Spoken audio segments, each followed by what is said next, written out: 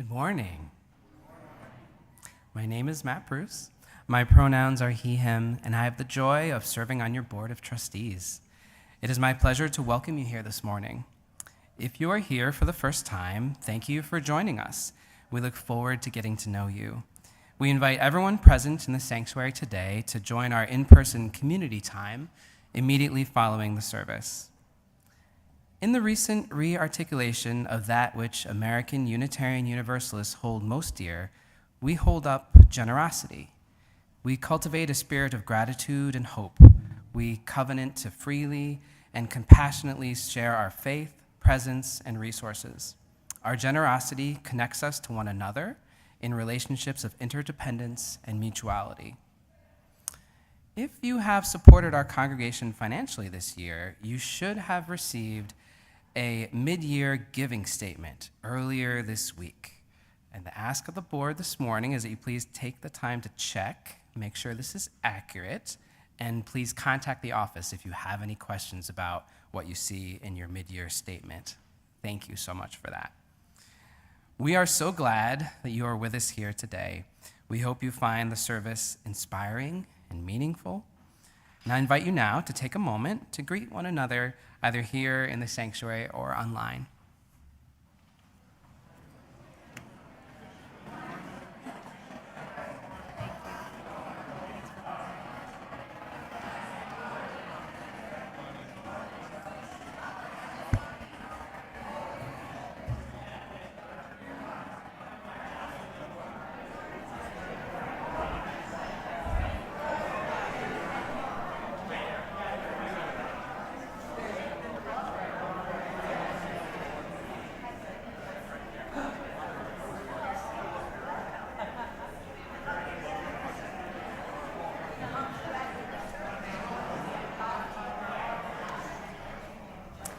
Our chalice lighter today is Luna. Someday Luna wants a job where she can work with capybaras.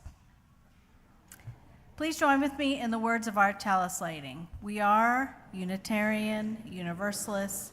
This is the church of the open minds, the loving hearts, and the helping hands. We take care of the planet Earth and each other.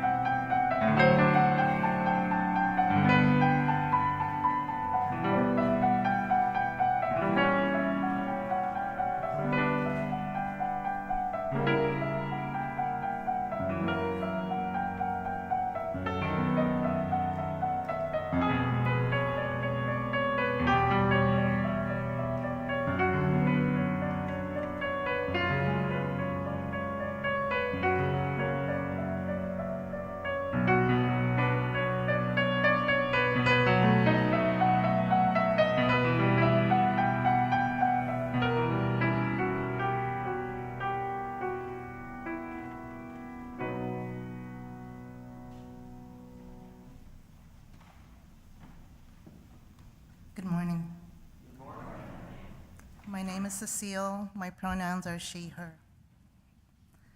July 26, 2024 was a Friday, an ordinary day. I received an email from Emily about the theme for today's service. She sent me a beautiful poem about goosebump moments. You know, when something good happens that gives you goosebumps. That day also happened to be the Olympic opening ceremonies in Paris. Talk about multiple goosebump moments. I loved watching the boats parade on the Seine, filled with happy and hopeful athletes, celebrating their time in the spotlight, celebrating their countries, even in the pouring rain, and the fiery cauldron flying over Paris in a balloon. I love the French. 10 years earlier, I was also on the Seine on a riverboat cruise with my mother, our first and only mother-daughter trip together. I remember the two of us, arm in arm, on the boat's deck as it glided along the river with Paris in the background. We were mesmerized as fireworks rained all around us. This magical experience gives me goosebumps to this day. Over 5,000 miles away, to the south, in the Republic of Congo, a young mother was imprisoned and tortured by the dictatorial government. After 7 excruciating months, she managed to escape, and today she is my client. For the past year, I've been working with asylum seekers at an immigration nonprofit. So July 26th was a Friday, but in retrospect, it was actually an extraordinary day. That morning, my client came to my office for a web-based conference with the immigration court. We had technical difficulties that nearly caused a panic. We couldn't reach our French interpreter. I wasn't able to connect to the internet. The only place where we could get internet access was a desk in the middle of the open office. We were a few minutes late to the WebEx, only to find that the judge was also having difficulty. A few more minutes of waiting. My client reached over to hold my hand. Then the judge said the magic word, "Granted." The office erupted into cheers. After 10 years of fighting the US immigration system, my French-speaking, beautiful client from Congo was finally awarded asylum. Talk about a wonderful, magical, celebratory moment in time, a goosebump moment indeed. Wherever you are, whoever you are, wherever you are in your life journey, wherever you are in the world, you are welcome here. Come, let us worship together. I invite you now to rise in body or in spirit and join in singing number 38 from the Gray Hymnal, Morning Has Broken.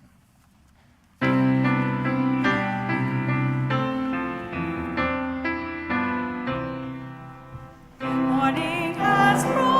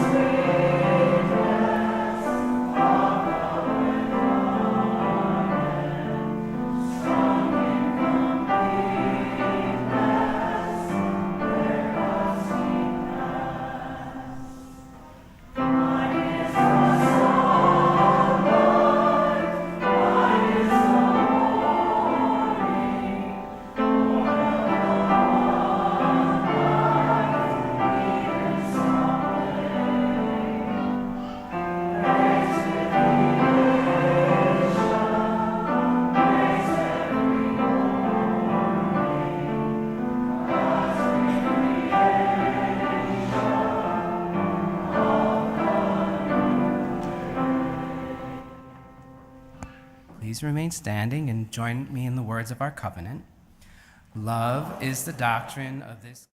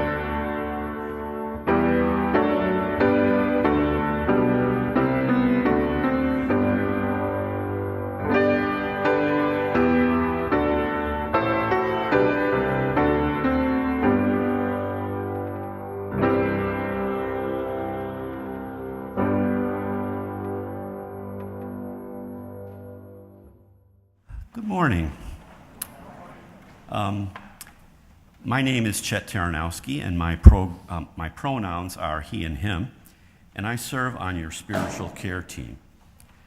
Love is the doctrine of this congregation. Sharing the joys and sorrows of our lives with each other is one of the ways we embody love in our congregation. Those attending in person here may share your joys and sorrows in the binder outside the doors of the sanctuary before every service. You can also email your joys and sorrows to us at spiritualcare, that's one word, at unitytemple, that's one word also, .org. If you would like to talk to someone about what is on your heart, please feel welcome to contact the spiritual care team. We are here to listen and sit with you in times of both joy and sorrow. We have little hearts on our badges. Here are the joys and sorrows that were shared this week. Beth Dowell has a joy. Emily, an exchange student from Germany, is coming to spend some time with her this year. And I have a sorrow. A good friend of mine, Dan Gora, who you may know if you had a student at Brooks School.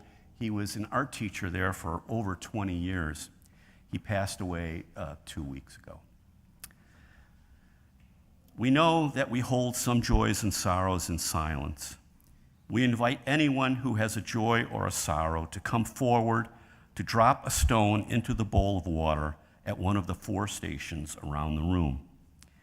We invite you to engage in the spiritual practice of silence during this shared ritual. Let's begin.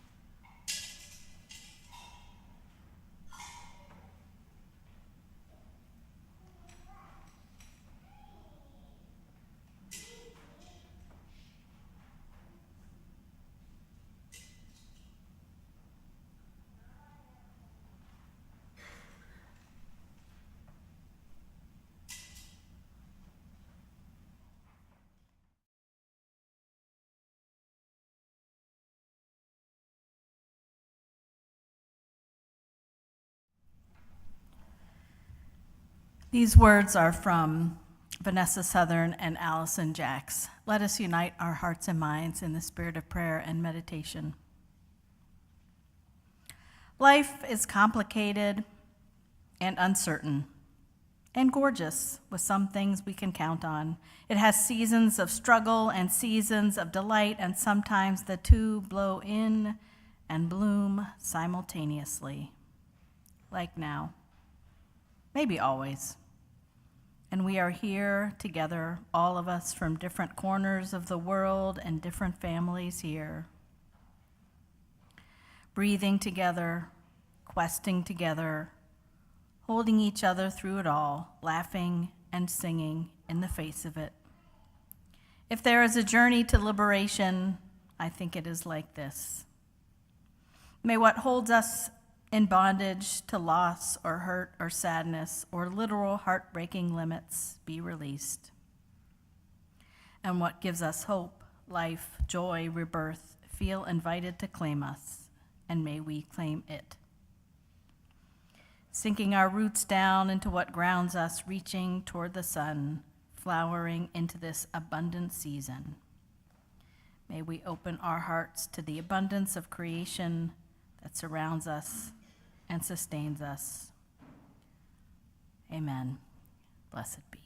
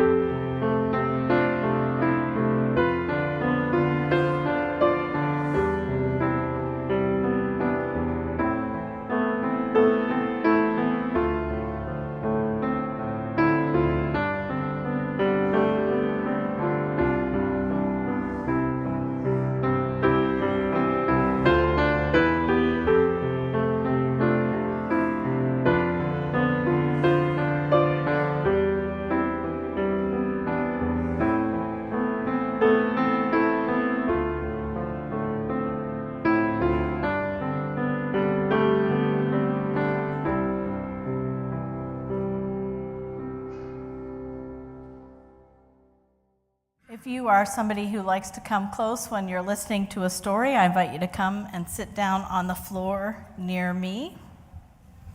I have a book today called The Word Collector by Peter H. Reynolds.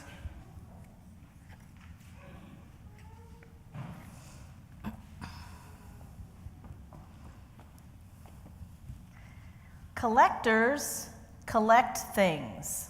Some people collect stamps. Some people collect coins. Others collect rocks. Some collect art. Some collect bugs. Others collect baseball cards. Some people collect comic books. And Jerome, what did he collect? Jerome collected words. He collected words he heard. My trip to Peru was perfectly pleasant. Certain words caught his attention. He collected words he saw. Willow, tea shop. Certain words jumped out at him. He collected words he read. He's reading The Wizard of Oz. Emerald.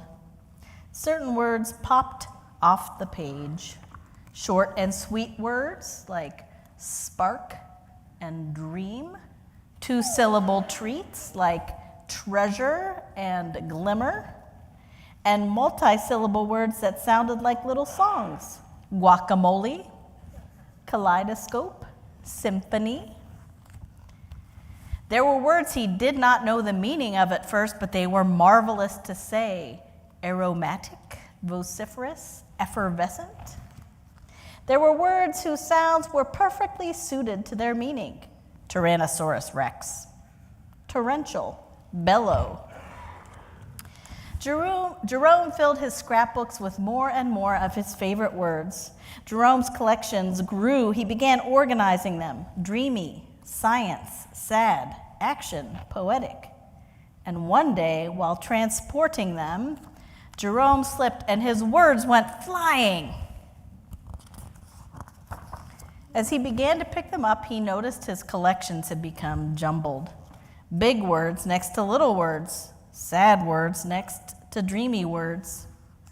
Jerome began stringing words together, words he had not imagined being side by side.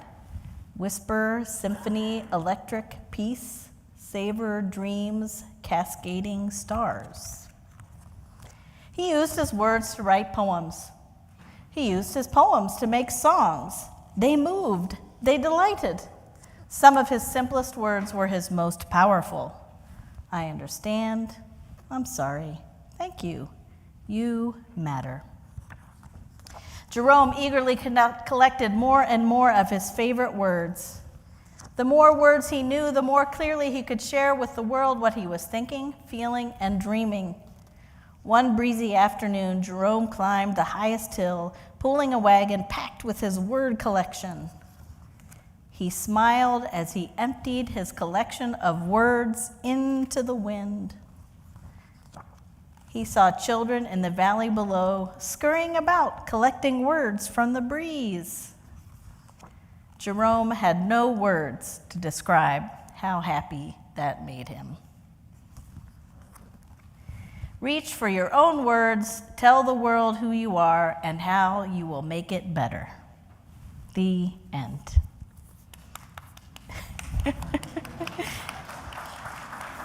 Thank you.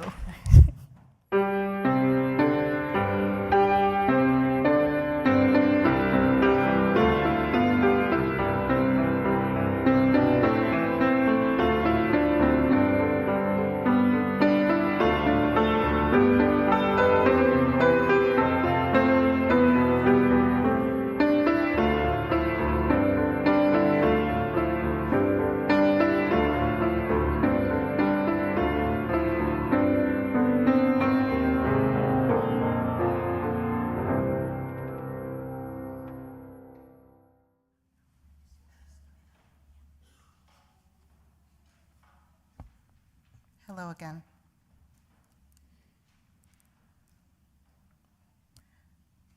This is from Katie Ingram, who could not join us today for the offertory. Hey, I'm Katie Ingram, the statewide BIPOC catalyst for UUANI. When thinking of how to explain our work, I'll say we flow in ways to reach folks untapped and tapped by injustice, like waters shifting with the circumstances of the world and the plight and fight of the people. We build networks amongst our communities of what solidarity, diversity, and democracy look like.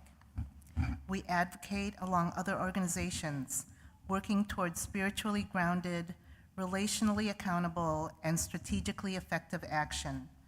Through conversations, leadership training, listening, sharing and inviting, and creative expression through the arts, we empower individuals and communities.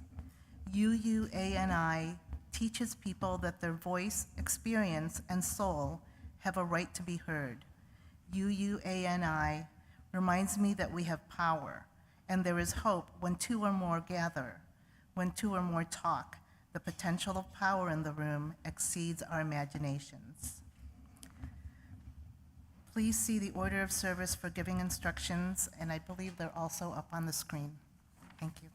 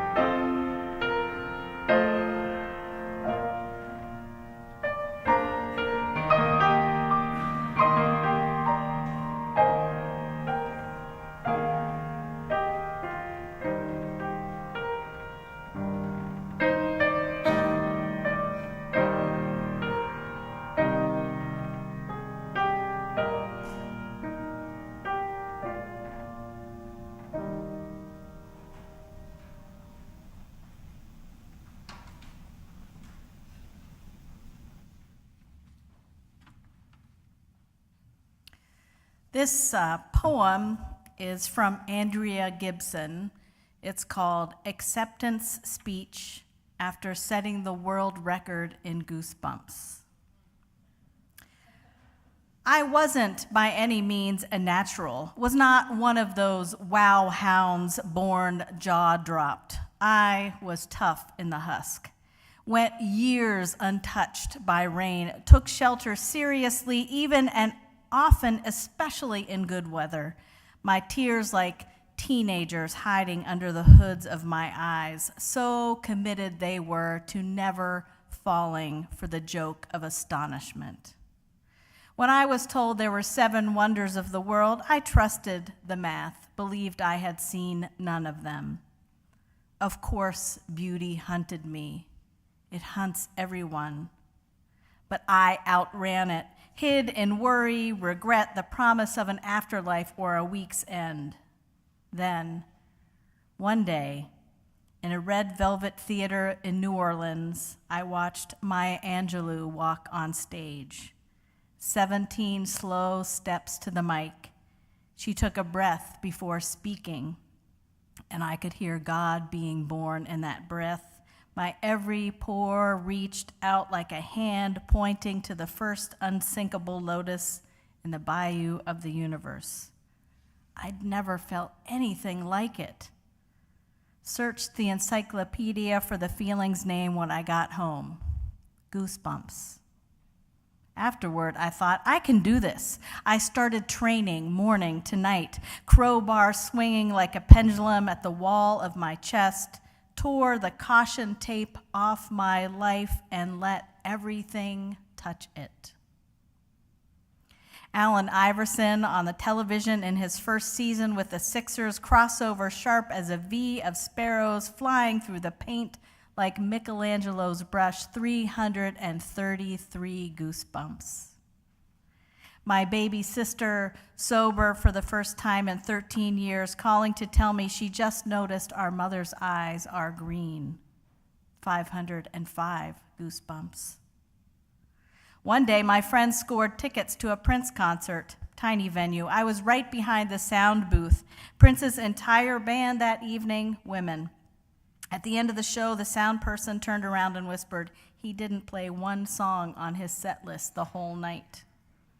I live on stages. I know what it is to scratch a plan, but not the whole trip, and still arrive to your destination 200 years before your time. 421 artists formerly known as Goosebumps. But that's just the fancy stuff. Some of them came from simple facts. It rains diamonds on Jupiter, 189 goosebumps. Blood donors in Sweden receive a thank you message when their blood is used, 301 Nordic goosebumps. One night in Ann Arbor, my friend, still undiagnosed, could not uncurl her fingers to strum her guitar, so she sang the chords instead. It was the first time in my life I'd seen pain become an instrument, 10 dozen goosebumps. For each and every note plucked from the string section of her refusal to silence her dream. After that, nothing in the world was gray. Even the movie of my past was released in color. The oldest man in my hometown could not get to the door to listen to our carols, so we went inside and sang at his bedside instead. 24 boots on the front stoop, catching snowflakes with their tongues, 776 goosebumps. At one point, everything started doing it. A sincere apology, 221 goosebumps. An enemy's love poem, 222 goosebumps. The moon rising over the continental divide, my girlfriend and I thought it was a car driving off a cliff, and suddenly nothing in the world was dying. You ever felt like that? A split second when nothing in the world is dying, 888 goosebumps. And the next day, I sharpened a tiny axe so I could split the seconds myself. Too much lives in a moment to not feed it to the fire in the heart slow. A Missoula tree house filled with candlelight, 143 goosebumps. The octopus documentary, 54 goosebumps, multiplied by 8. The biggest dog in the shelter hiding behind a teacup chihuahua, and the woman who came to adopt a cat taking all 3 of them home. 1,012 goosebumps. There is no escaping the magic now. Beauty caught me and never let me go. And the thing about the world record is, if someone breaks it after me, and they will break it after me, I will love that so much that without even trying, I'll break it again.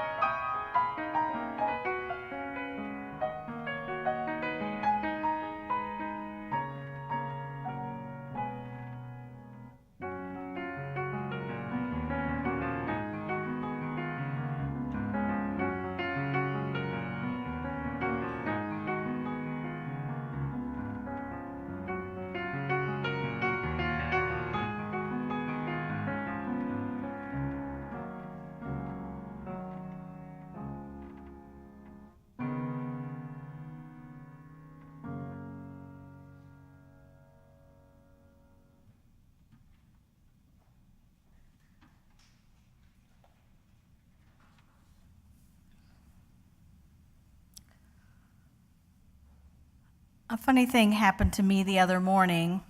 I was on the first walk of the day, enjoying the cool breeze, the sunshine, and an audiobook.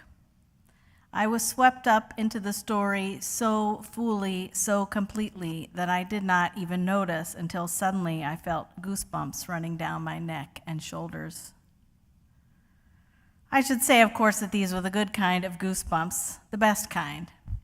Perhaps these good goosebumps have happened to you without you realizing it. You become so invested in a story, reading or watching or listening, that some particular moment evokes a physical reaction.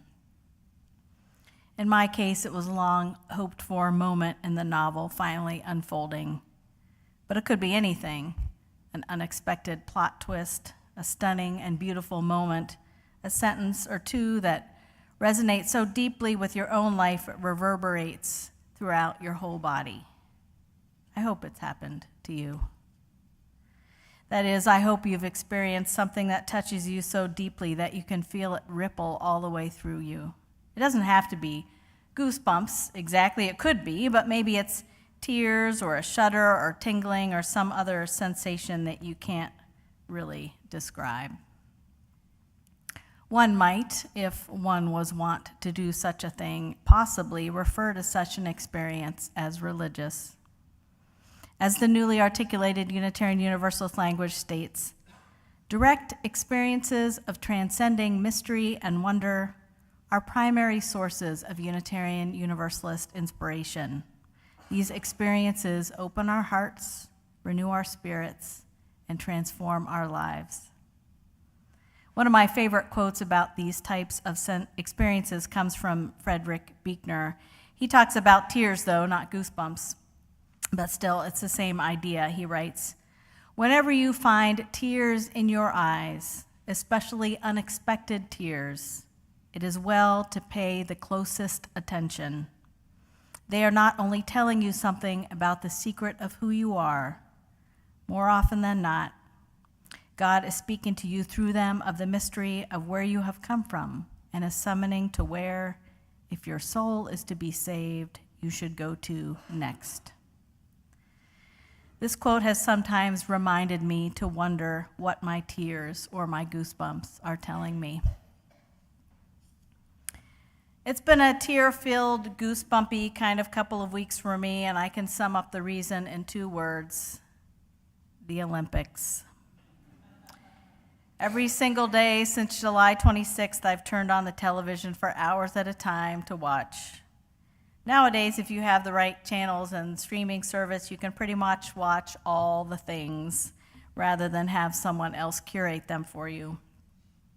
So I've been clicking on a channel, and 2 minutes later, I find myself riveted to what looks like horse dancing or something called Kieran cycling or artistic swimming, unable to tear myself away.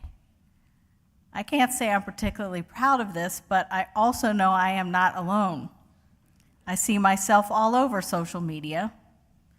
One Instagram reel from Ollie 101 showed a picture of a man clapping and wiping away tears, and the text reads, "Middle-aged mums when a Bulgarian teenager they've never heard of wins a bronze medal in the men's archery." That's me. I'm not a super sportsy person, and the truth is that a lot of the time I have no idea what is going on in my Olympics viewing. The men's omnium stats were full of lap points and sprint points, whatever that means, and I find dressage completely inexplicable. Even the things that I do understand, like diving, are rated by details that seem fully escapable to the untrained human eye. And yet, as a spectator, while I continue to learn in my intermittent every 4-year tutorials, my main job is to witness with awe and wonder. And if awe and wonder were an Olympic sport, I'd be setting world records. One evening last week, I was actually on my feet by the time the U.S. anchor runner began on the 4x400 relay, practically on the track with her, leading the pack. The Dutch anchor suddenly came out of nowhere and, looking like she was barely breaking a sweat, passed her up for the gold medal. I couldn't believe it, and I felt it all the way through me.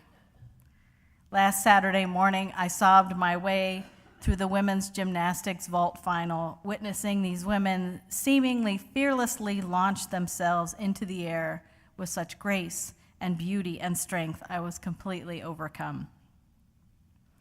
World records have been broken over and over again these past weeks, and I kept thinking about all these amazing things that some bodies are capable of.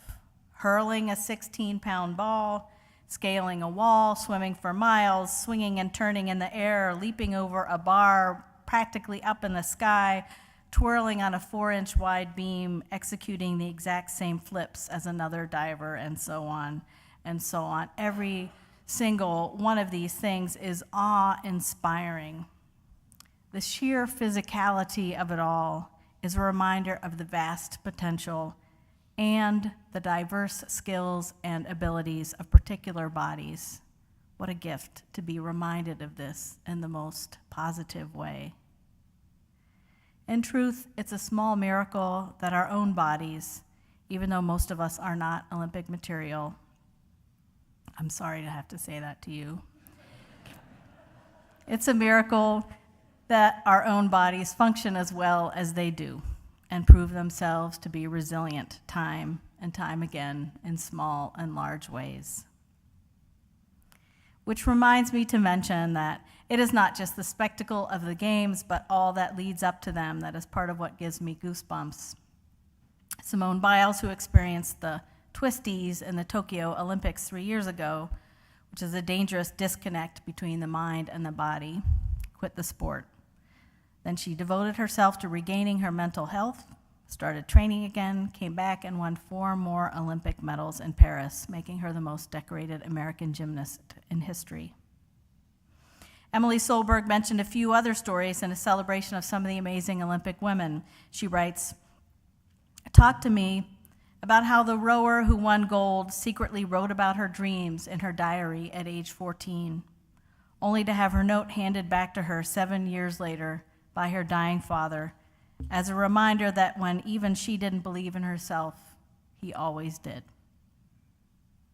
Talk to me about how the judo champion who has been a trailblazer for women's rights in sports worked tirelessly to ensure that breastfeeding athletes received hotel rooms during the games, brought her daughter with her to training, and held her aloft after winning the bronze. Talk to me about how a 55-year-old shooter is the first female athlete to compete in 10 Olympic Games, setting a record for longevity in her sport. And also this, Bryony Page, who won Olympic gold for trampolining, studied paleontology, and wrote her dissertation on acoustic signaling in dinosaurs. Dan Credentials responded, "Becoming a dinosaur scientist and winning a gold medal for jumping on the trampoline, don't tell any 7-year-old their dreams are out of reach." And so on. So many goosebumps and chills and tears over and over again. If all these things are possible, think of what else must be possible. Things that we haven't even dreamed of yet. Of course, it happens, as it always does, that there were controversies and challenges in other parts of the Olympic Games that demonstrated the lesser aspects of human nature, too. An Italian boxer quit in the middle of a match, accusing her opponent, Iman Khalif of Algeria, of being transgender because it was the hardest she'd ever been hit. There was no truth to this accusation, but it summoned the transgender haters to arms. Iman Khalif carried on incredibly gracefully and went on to win a gold medal. I tell you this so you know that it is not perfect. And, of course, there is disappointment and heartbreak in the Olympics like everywhere else. I felt like I have experienced some myself as a spectator. And we have a choice about how we respond. I appreciated watching athletes congratulate and support each other. And even though this event is now having controversy over the bronze medal, I will still get chills when picturing Simone Biles, silver medalist from the U.S. on floor, and Jordan Chiles, bronze medalist from the U.S., bowing down to Brazilian gold medalist Rebecca Andrade on the podium, a moment of such tribute and support and love. This is a wild and chaotic time in our country, maybe in many places in the world. We have an election coming up. There's plenty to be fearful about, and there's plenty to hope for. These are precisely the kind of times that call for joy. This is precisely the kind of situation which calls for opening ourselves up to goosebumps and chills and tears and all of those things. This is precisely the time, as Andrea Gibson says in her poem, to rip the caution tape of our lives and let everything touch them. Why? Because being fully open and paying attention to joy are the very things which bring meaning to life. As UUA bylaw notes, direct experiences of transcending mystery and wonder are primary sources of Unitarian Universalist inspiration. These experiences open our hearts, renew our spirits, and transform our lives. But also, when we are in touch with those things which bring joy and goosebumps and tears, it puts us more fully in touch with our hopes and dreams and making the possible we dream of come true however we can. Rebecca Solnit writes, "Joy doesn't betray, but sustains activism. And when you face a politics that aspires to make you fearful, alienated, and isolated, joy is a fine initial act of insurrection." There's a lot of downtime when you're watching the Olympics, so I spent some of my watching time working my way through the pile of Get Out the Vote postcards that I am working on. It felt like the perfect activity to accompany the Olympics. Each postcard feels like a little beacon of hope and dream to me, powered by the joy and goosebumps I get from watching the Olympics. If you have seen any of the medal ceremonies, you may have noticed that along with the medals, the athletes also receive this long, thin box. I didn't know what they were for a long time, but I kept thinking they looked exactly like magic wands. I finally Googled it, and it turns out that they are commemorative posters, whatever. I'm going to keep thinking that they are magic wands, because why not? All the feels that these athletes have brought to the world is a little like magic. Maybe it is magic. Wendell Berry writes in one of my favorite poems, "Be joyful though you have considered all the facts." Andrea Gibson writes, "Of course beauty hunted me, it hunts everyone." And then later, "There is no escaping the magic now. Beauty caught me and never let me go." The other day when I was walking and listening to that audio book that gave me goosebumps, I was listening to a book that I had never heard of, but someone had recommended it to someone else on Facebook, and I thought, I'll give it a try. I was open to something new, a kind of book I really hadn't read before. And you never know what may happen when you keep yourself open to awe and wonder, when you allow goosebumps and tears and joys around you to penetrate your soul and heart and spirit. Frederick Buechner reminds us again about tears or goosebumps or chills or whatever. Whenever you find tears in your eyes, especially unexpected tears, it is well to pay the closest attention. They are not only telling you something about the secret of who you are, but more often than not, God is speaking to you through them of the mystery of where you have come from and is summoning to where, if your soul is to be saved, you should go to next. May we open our hearts and minds and souls. May beauty catch us and never let us go. May we find joy and hope and possibility all around us. And so, may it always be.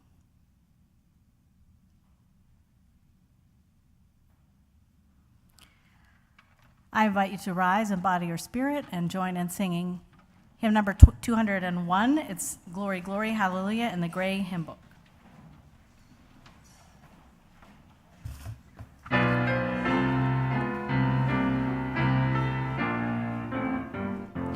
Glory, glory, hallelujah,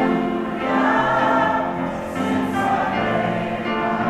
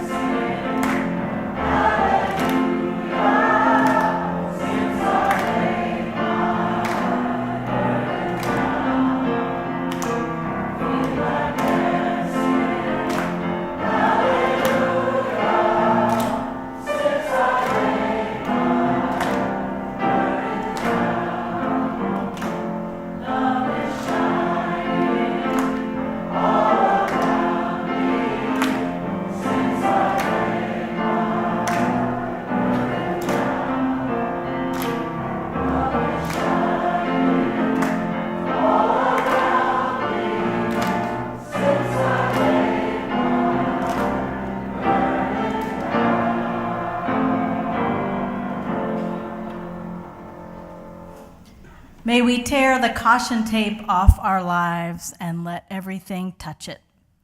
May beauty catch us and never let us go. Please join with me in the words of our chalice extinguishing. Carry the flame of peace and love until we meet again.